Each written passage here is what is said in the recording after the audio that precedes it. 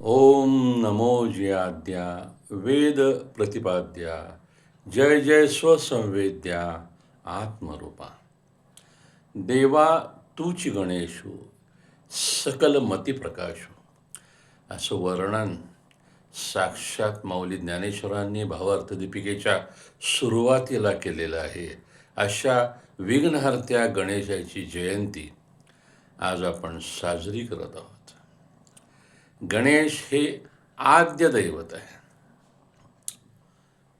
ज्याच्यापासून या विश्वाचा विस्तार झालेला आहे ते जे परमतत्व आहे ते हे गणेश म्हणून आहे.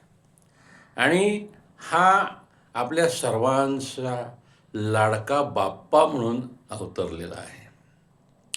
आपलं आणि त्याचं नातं इतकं प्रेमाचं, इतकं हृदयस्थ आहे की तो नेहमी आपल्याला आपल्यातलाच एक, आपल्या जवळचा, आपल्या हृदयातलाच वाटत राहतो आणि अत्यंत जिवलग वाटतो. म्हणून आपण त्याला नेहमी ए बाप्पा, तो बाप्पा असं म्हणतो. आणि हा विलक्षण असा आत्मतत्व बाप्पा आपल्या सर्वांची तितक्याच प्रेमानं, निगुतीनं दखल घेतो, काळजी घेतो. ओम गंग गणपतये नमः.